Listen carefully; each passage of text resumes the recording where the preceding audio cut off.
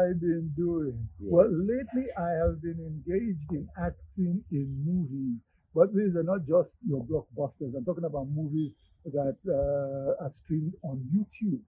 I didn't realize that the YouTube movie ecosystem was as vibrant as it is.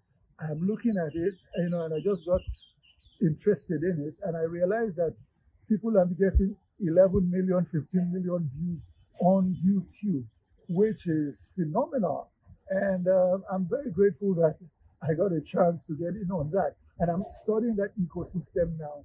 And hopefully, in the not too distant future, I might also begin to work within that ecosystem because, truly speaking, it's fascinating and exciting. Okay. How did you take the transition from previous I, like many of my contemporaries, people of my generation in the media space, we were a little too snobbish about social media because many of us were properly, quote unquote, properly and classically trained in media.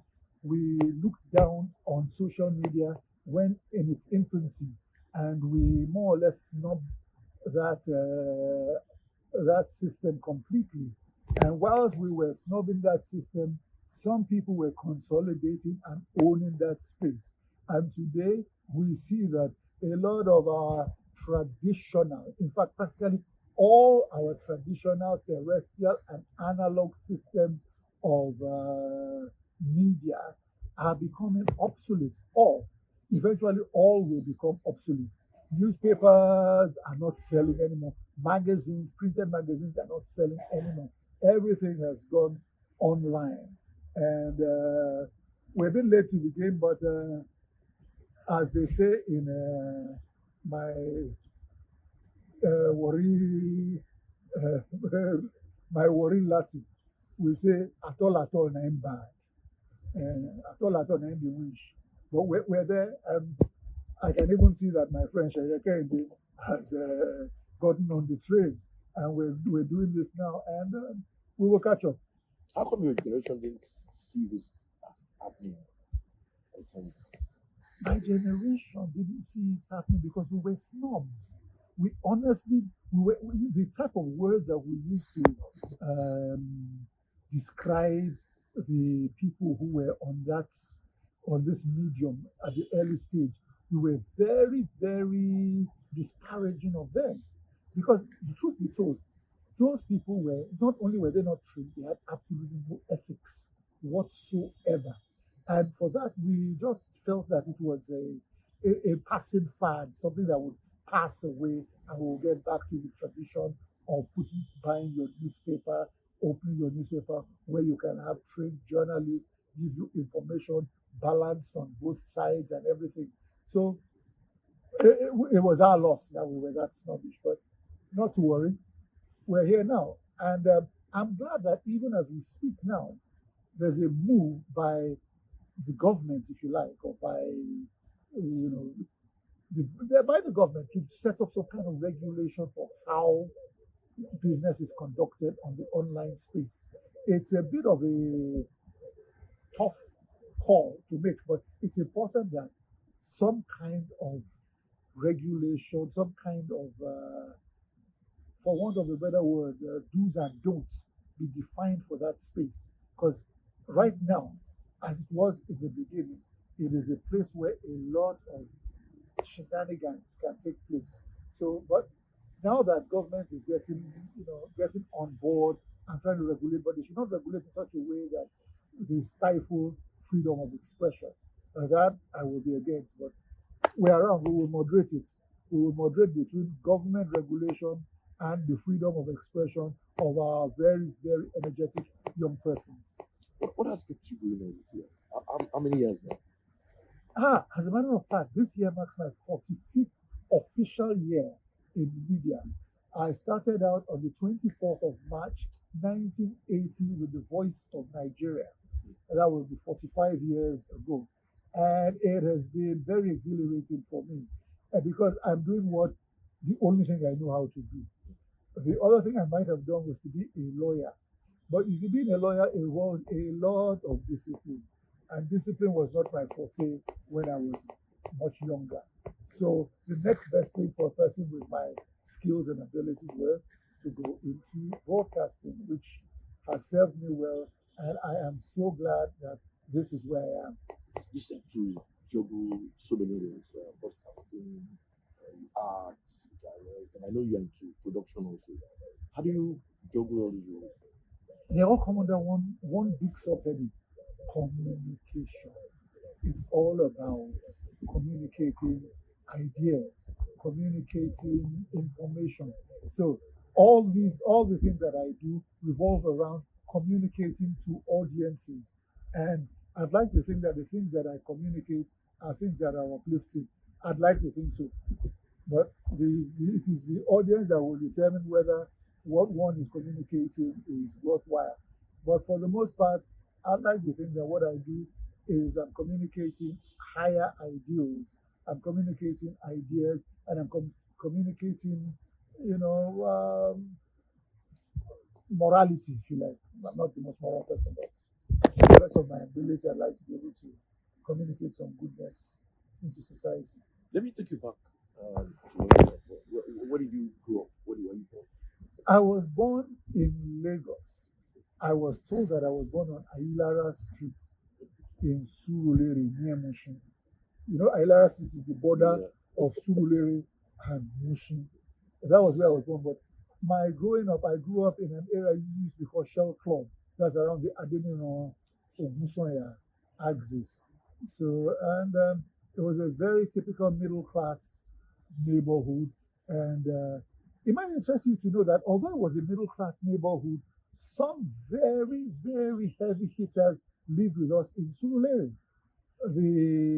My neighbors at that time when I'm growing up that I grew up with were the Otedolas, the Adebayos, and I'm talking about Governor Niyi Adebayo and all his other siblings because they grew up in their mother's house in Modupe Johnson off Adeni Ogunsanya, the Donald Dukes of this world who grew up off Razak Balogun in the Adeni Ogunsanya sector. The Babatunde Fasholas of this world who grew up off Adelabu. So I'm just saying, I called it a middle class because it was indeed middle class. Because at that time, these people were middle class. But it was a middle class neighborhood that I remember Aliko Dangote, when he first came to Lagos, stayed on Modupe Johnson Crescent with his cousin, Baba Tata, a few houses away from the Adebayo's bungalow on Modupe Johnson. So I grew up in maybe one of the most illustrious neighborhoods in Nigeria, period. So how did you not decide on what next to do after I, school? have I mentioned the fact that I'm not the most disciplined person now that there is a settle? Because of the peculiarities of my childhood, I was born 4 months after my father died. My mother had not worked one day of her life before her husband died. So she had to start working immediately after her husband died. And kudos to her because from zero to by the time I was 8 years old, we were living in a beautiful, nice neighborhood, courtesy of her hard work.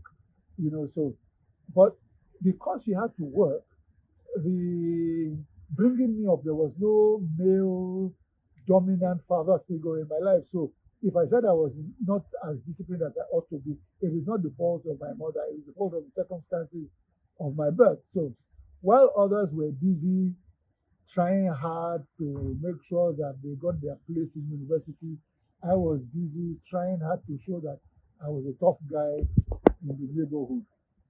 So and I became many of my friends at the time who had scant attention from a father figure. However, thanks to my mother, she realized the skills that I had, contacted a family friend who worked in Radio Nigeria and said, "My son is very articulate. Please take him, mentor him, and make something of him." And the gentleman, I remember his name well. His name was Mr. Alasi. He was a very dear friend of an uncle of mine, Chief Eddie, Mr. Eddie Erewa, and they both worked in Radio Nigeria. So they arranged for me to get a job in Radio Nigeria. And in 1980, at the age of 20, I got a job with Voice of Nigeria as an announcer. So I went to the broadcast training school, and that is where this journey started. At what point did you veer into acting career? Acting came as a result of, at the time I was working as a freelance continuity announcer on NTA. And in those days, you will come when you're supposed to resume work at maybe say 5 o'clock. You get to you get to the office about 2 o'clock because you need to get there to get ready to get a rundown of the programs, write all your intros, and prepare for your shift, which would start maybe about 4 or 5 o'clock. So I had a cousin, Roland Henshaw, who was a drama producer.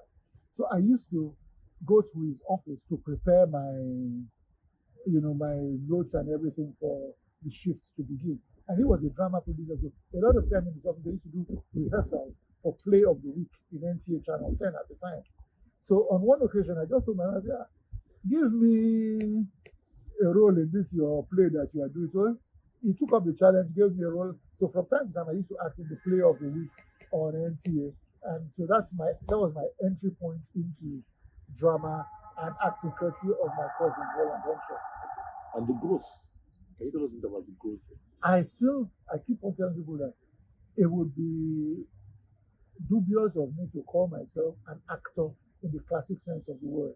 My friend and brother, RMD, is an actor. He went to school. He has a degree in theater arts. He has committed his life to that craft. Although I hear he became a lawyer later, but he is an actor. There are many other people who, Joke Silva, who's a contemporary of mine, she gave her life to acting. I gave my life to broadcasting. Acting was a spin-off from my involvement in broadcasting. So, but it has done me well. It has done me well because in these days where traditional broadcasting is it's not as lucrative as it used to be. I find myself acting more than doing broadcasting because my last TV show that I was doing on Silverbird Television, which was Newscope with Patrick Doyle, I've had to discontinue it because I can't get advertising for it. The podcasts have taken everything. So I just might enter into instead of being a broadcaster, I might just become a podcaster.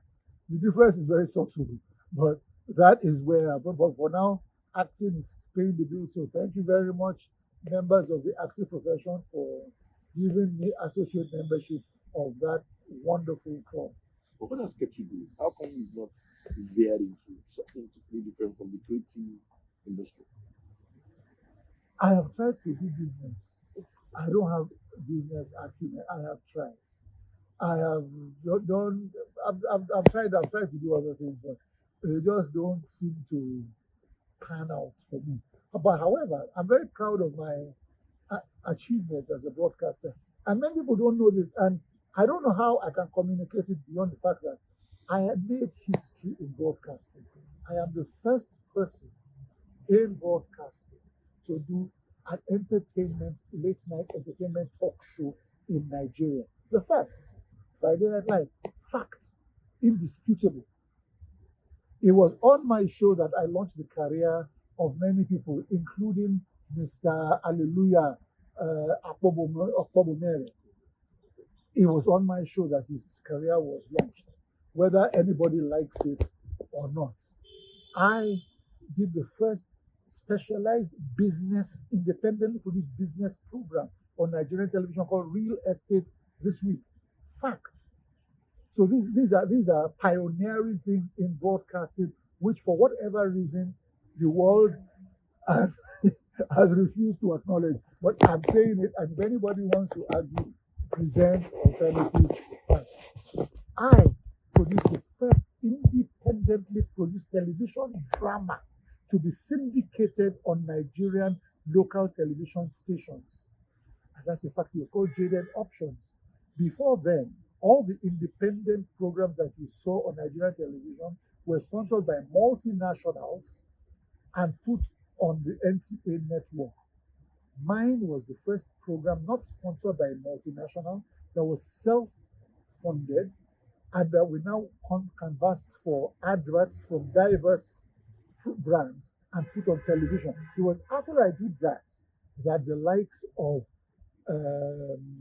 Wale Adenuga went into production of a local drama which they syndicated, buying airtime on different stations. It was after I did that that the likes of Tajuddin Adepetu began to do independently produced drama syndicated on Nigerian television. So, whether you like it or not, I am the pace setter in independent broadcasting on television in Nigeria.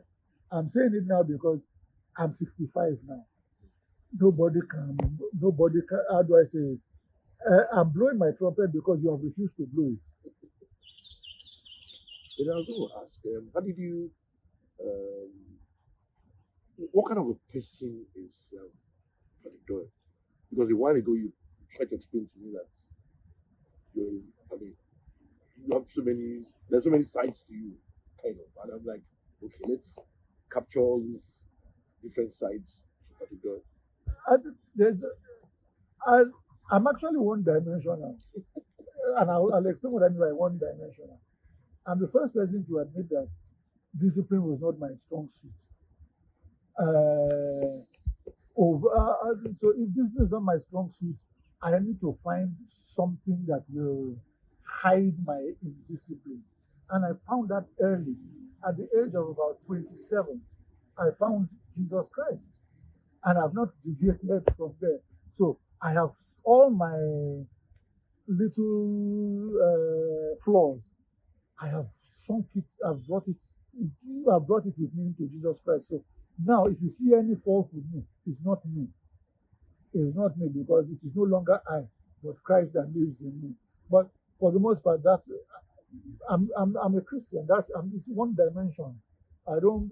I make all my decisions based on what the Word of God says. Where I fail to do it, I will retrace my steps and find my way back to it. Has life been kind to you? Life has been more than kind to me. I have, how do I say it? I've seen fire and I've seen rain and I'm still standing. That means that life is fair to me. Because I don't know anybody in this world who trouble will not visit. So trouble has visited me and I'm victorious. Life is not fair to anybody. Life is not designed to be fair to everybody. But I have been victorious in spite of all the things that have come my way. I've had a wife die. I've had a son die. I was born after my father died. All those things. But in all of those things, by the way, I went to St. Philip's College at Oka. I'm the president of the Old Boys Association. I'm on my second term. How can I mean? At St. Philip's College, we describe ourselves as conquerors. So you can see, and the Bible says that I am more than a conqueror. So how do I say? I'm a victorious person in Christ. It's not, as they say it in Latin. I hope you speak Latin.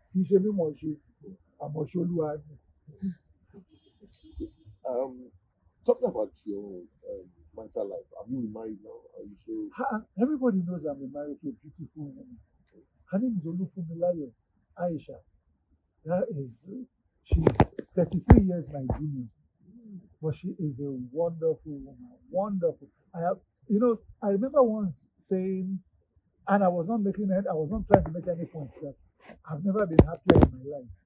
And some people took offense for me saying, it's my own life. How do you know? How would you know? They thought that I was saying I've never been happier because I was trying to upstage someone. Who am I? Who do I want to upstage in my life? You know the amount of women that have been in my life. So why should I pick out one person to upstage? I've never been this happy. Period. It's not. I'm not. How do I say it? I'm not pepper body for anybody. It's a fact. So except you know my life better than me. And I didn't tell you that anybody put me through hell. No, every woman that's been in my life has been an asset to me. Some of them gave me children. You know what I mean? You understand? So how can I resent? How can I resent that? Some of them, when nobody was around, they were the only ones with me. You know, so it's not. It would be stupid of me to downplay them. But if you're now talking about, and everybody looks for progress, I have never been happier in my life. What is your problem with that? But how did you take the um, um, collapse of the last? Like those of you are stars, maybe. Hello, sir. I'm a Christian. Anything that comes my way, I take it and I allow the Spirit of God to comfort me. I am not bitter. I'm not blasé about it either.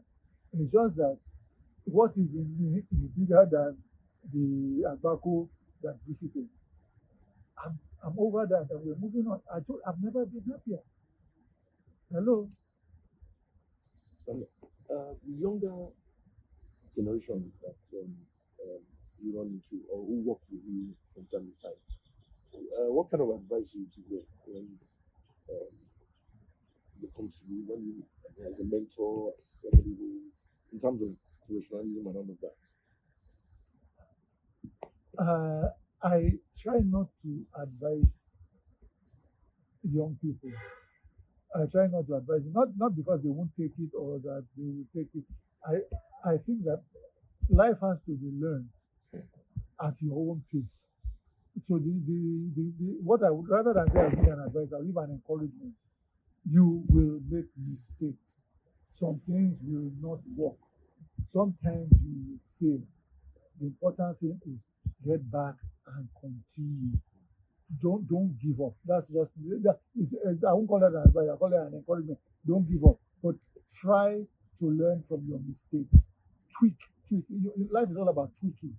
You try this one, it doesn't work, tweak it a bit and just but don't give up. Just keep going. But please don't be afraid to make mistakes. Just make your mistakes, learn from it and move on. Will you say some of the mistakes you made in your early ages later helped you to become who you are today? The lessons learned. But by the grace of God, I will not mention the fact that I regret anything. There are things I should have done that I didn't do. You know what I mean? And I'm paying the price for it. But I don't paying the price for something is what adults do. You take your responsibility. I take responsibility. There are things I should have done I didn't do. That's why this is not working and that is not working at this point in my life. But I don't even resent it. It's not, how do I say, it? Otilo, or yes, Otilo, Otilo. Now, well, as I said, I've never been happier in my life. So, what is more important than being happy in a state of constant joy? I have Jesus on my inside. I don't have time to regret anything. But yeah, there are things that I should have done differently that have affected my outcome today. But even with that outcome, I'm still the happiest man on earth. So I'm good. Talking about you not having regrets or not looking at life from the point of view of regrets and all that. Is it because you think that people will make, like you said, people will make mistakes, but you just have to keep going and all of that? As I said, it's important thing is to keep going. You just gotta keep going. But when I say keep going, I'm not, I'm not appealing to your sense of self will. I'm not appealing to your abilities. I'm begging you, for you to do anything, you need Jesus on your side. So my keep going is not keep going in your own strength. Keep going in His strength. He will never leave nor forsake you. So so my keep going is not keep going because you are Alagbarama maybe. My keep going is go with Jesus. Are there people who you feel influenced you by growing up years or 20 years? Yeah, of course, there are many people who I look up to. Many of them are even my friends. on a professional level. For instance, John Momo was my contemporary when I was in Voice of Nigeria. We were both in Voice of Nigeria at the same time. I look at the trajectory of his life and I'm inspired by what John Momo has achieved. I look at my other he's not my he's older than us, but he's our professional contemporary, Bisiola Tilo. I look at what he has achieved as a broadcaster and I'm inspired. So I look at my contemporary, Donald Duke. We grew up in the same neighborhood. I see what he has done and I'm inspired and I'm very proud of him. Deji Ali of ARM he was not only was he my neighbor in Surulere or Nadine he's also my classmate. We're in the same classroom in St. Finbar's College.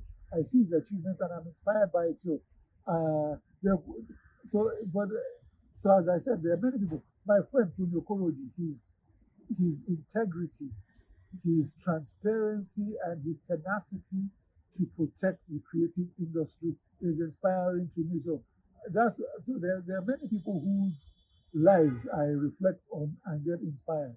And what are your thoughts on the country today? How do you feel? Do you ever see us getting to this point in Nigeria? Nigeria getting to this point is inevitable based on the quality of leadership that we experienced after Olusegun Obasanjo. Let me let me do what you call a public display. Or what is it? To come clean. I like Olusegun Obasanjo. Why? So I don't know. It's a. Is it because of the tough? I don't even. I like him. I actually like him. So a lot of our problems actually started with him, but I'm going to say that even the problems that started with him, he did a lot of work to stabilize Nigeria. So that's why I'm going to after Obasanjo to date, the leadership we had have been less than stellar, and that's not telling any stories. It's been less than stellar, especially the immediate past presidents who took us to the Stone Ages. So now that we have this administration, there's nothing that they did that they could have done differently. The fuel subsidy had to go. These tax reforms have to be done. The naira, dollar, they had to what they call it, eliminate that two-tier exchange rate. It had to go. So the refineries have to be repaired. They are being repaired. I'm not 100. I like Obasanjo more than I like Tinubu. I can't even say that I like Tinubu, but I understand the job that is in his hands. And because I'm a patriotic Nigerian, I'm praying that God will endow him with the wisdom and the capacity to overcome these problems, which are not of his making, but it is within his power to solve those problems. So while I'm not in love with him, I'm praying that God will give him all the strength that he needs to do what he needs to do. It is important that all of us wish him well. By the way, I did not vote for him. I voted for Babajide Sanwo-Olu. I didn't vote for him. But as it is now, he's the president. I am praying that he succeeds because his success is my success. Let's talk about the production side of the involvement in the creative industry. I don't know, correct me if I'm wrong. I know you do filming and film. Yes. How did you develop an interest in the production side? I forgot to mention one of the people who inspired me and mentored me, Danladi Baku. I think Danladi Baku is a mentor, but the age difference between us is 1 or 2 years. But he was a principal producer in NTA. At one time, he was my best friend, and we were like two peas in a pod. And I found myself, anytime I didn't have any work to do, which was often because I was a freelance announcer with NTA, I was with him while he was working, producing programs like Second Chance, producing sparks, producing all kinds of dramas. So I'm producing documentaries. And so I was with him all the time as his friend. And I didn't know that it was like osmosis. Just being around him, I was soaking in those things. And one day an opportunity presented itself where I believe they were looking for him to do something. To do it was actually an advert for a soap. And they were looking at he was not available to. I said, I can do it for you guys. They said, I used to do it. Yes now. And I did it and the client was happy. So from that time on I just said, let's go there. And there we are. So at the end of the day, what sort of a person is like that? I'm a person that loves Jesus. And hopefully Jesus, I know that it's hopefully, I know that Jesus loves me. Because if he didn't love me, I would not be standing here today.